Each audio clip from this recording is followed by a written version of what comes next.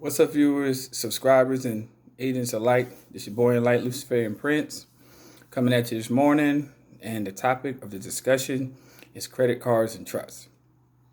Now, somebody particularly made a mention to me, I think before, maybe like, I don't know, maybe like about a week ago, about trust. They were asking me what is a trust, and I explained to them that a trust is particularly in fictitious engagement between you, yourself, and a governmental entity or any other third party.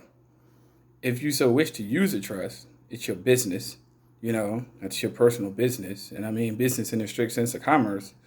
And a lot of people don't really get the concept behind what a trust is and how credit cards affect the trust.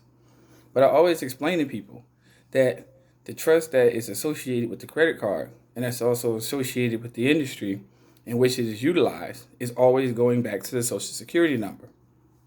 The Social Security number is a trust. Indeed, it is. And most people need to realize that they didn't create the trust. You did not. That was a number that was created and assigned at birth to give you the commercial leverage in order for you to interact with commerce and any other entity. So this is the explanatory sense, and this is the very simplistic sense in which I can place it. And this is the very honest sense in which I can actually place this competence to this subject and apply it to it. Most people don't really know, and unfortunately, for many people in society, they really don't have any financial literacy. They don't really have any financial interpretation, and they don't know how to assess it through the legal channels in order for them to actually keep themselves off the obligatory end of what commerce really is. Commerce in and of itself is just business. It's how things are transacted. I don't care if you go to Kroger. I don't care if you go to a strip club. I don't care if you go anywhere. I don't care if you go to jail. It doesn't matter. It's all business. And all these things deal with numbers, but all these numbers are always associated with the number that was assigned to the individual who was born, what the trust is. So many people get caught up in, semantics and other channels. I mean, like I tell people all the time, I don't interact with them. I don't deal with them. I don't bother with them. It is what it is. On my platform, I deal with acceptance for value. And people need to realize that now more than ever, they need to have a financial competence and a literacy in regards to these processes, because if they don't, then they're going to fail and they're going to take your money. And when they take your money, we're going to say chattel paper, fiat, whatever the case may be, through processes, through civil forfeiture, whatever the case. Now, people are more now vying for a remedy and more now of a time than ever. And the crazy thing is that people have to really wake up, So without further ado, I'm just going to read this excerpt and give you some insight on how this works and how this applies. This is not my opinion. This is what it is in the facts. It's called credit cards and your trust. Credit card companies issue cards to corporations and to people, not to irrevocable trusts. Pay attention, y'all. The trustees or one trustee needs a credit card on several occasions, as walking around with a wad of cash to pay for trust expenses is awkward. That's what they want you to believe, but that's not the case. There are two ways to handle this. Some banks issue a debit credit card to the trustees, and the other way is for a trustee to get a credit card with a credit limit no greater than $2,000 or $3,000 unless the board of trustees deems otherwise.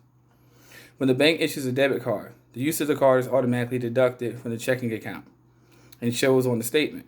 The trustee using the card needs to start the trust account with a new card, where his or her personal use has no record.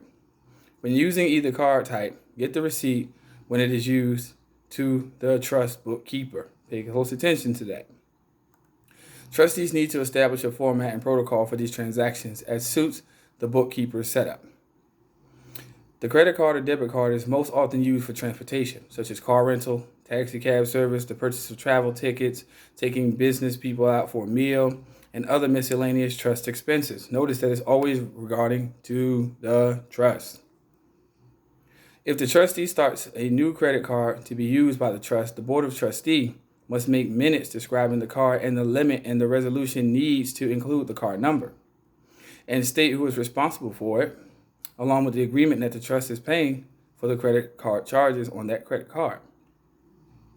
Should the trust not have enough money to ensure the card gets paid monthly, then the trustees should not get a credit card unless it has a low credit limit of $600 to $1,000. If the trust cannot pay the monthly bill, the trustee who owns the card name must pay the monthly bill.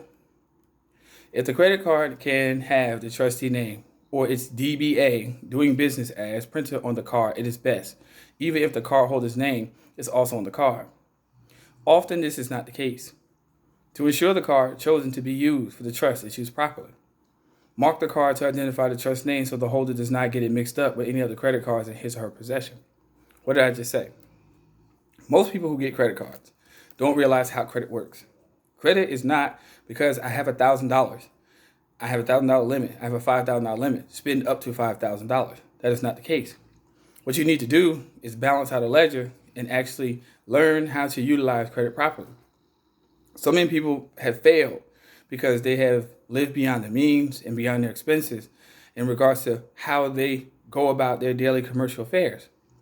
Your personal credit is you taking your energy and balancing it out appropriately so that you don't fall into deficit. If your trust is in deficit and you use that card, I promise you the long-lasting effects are going to be a negative impact on the score of the credit.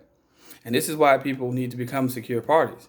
Because if you're a secure party in regards to that transaction, then you don't have to worry about your account falling into deficit. But 99.9% of people are.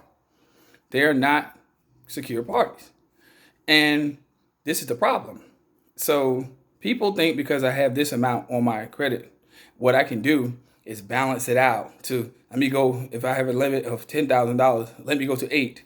That's negative. You already are in the deficit. Because if you're in the deficit, what you should have spent was $1,000 and then paid it back within that 30-day period. That would have actually kept you balanced on the ledger because you're using your own commercial energy because it's a negative on the opposite end of what the credit is.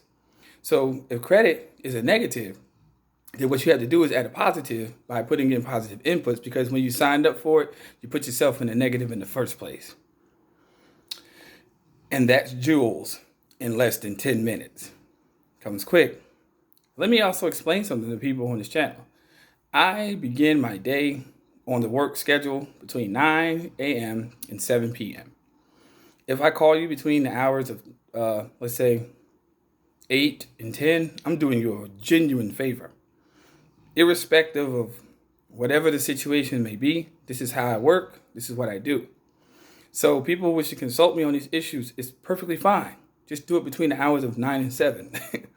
Sometimes the volume of people who wish to contact me it doesn't exceed, the norms of yesteryear, trust me, because I'm very straightforward today. I really don't have the, spare time to really engage with people on the basis of how they wish to interact with me post my work hours and my own personal sphere. I set my own schedule. So since I set my own schedule, please be respectful of that. Let me know. I always extend emails to people, even if it may take a few hours. Trust me, I didn't forget. I checked my I literally live in front of my computer. So at the same token, you have to take that into consideration, that it's not your world. So be approximate and be very punctual in regards to how you actually address me in regards to your consultations or whatever the case may be. Trust me, I don't forget. As long as you keep seeing my face, trust me, I'm here. You know what I mean? In your face, man. Had to give you that. Long story short, this is the truth, people. Also, a lot of people ask me on the channel, have I ever listened to other people's channel? I don't. Because the simple fact of the matter, they got their own wave, I have my own wave, and the crazy thing is most of those people that they refer me to actually watch this channel. So what difference does it really make? You know what I mean? I don't judge anybody. Only thing I judge is right and wrong. And that's the only thing I could ever judge. And if something isn't right, then it's my duty, as regards to an enlightener to fix it. And if it's not fixed and it's not, reappropriated, then what am I to do? This is why I just get straight to the point of my videos and I keep them very short. And as time proceeds and as time elongates, universe willing, I will actually extend, more research to these subjects to give more of a viable understanding for people who wish to have the lucid approach to how these things work to keep themselves out of, financial harm in the near future.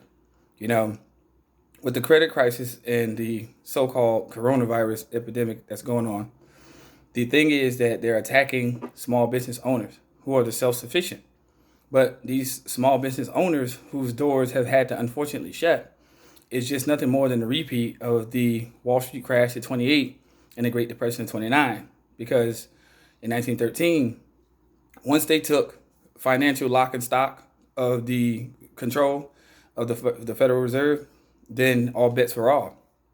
Once you give a small few people control over many, you're going to lose a lot. And that's what's happening today.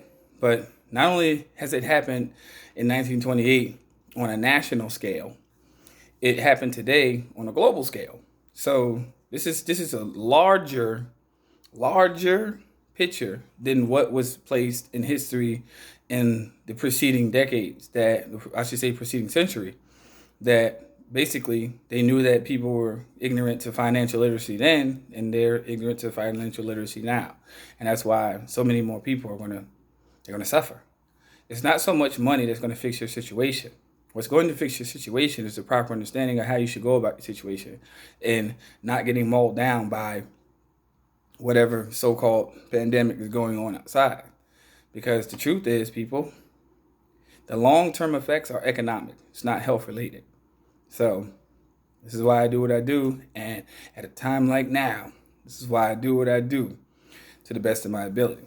So today, I'll be spending the majority of my day uploading videos and pretty much keeping content kicking. And yes, unfortunately, I'm going to wear this same white tank top. Y'all people take care. Peace. Stay tuned for the next video. And agents, you know what it is. Like I said, I'm going to leave my email in the contact section, in the video description. And just keep this thing pushing. You know what I mean? Hey, I'm here and I'm back. Take care, y'all. Peace. Y'all be safe.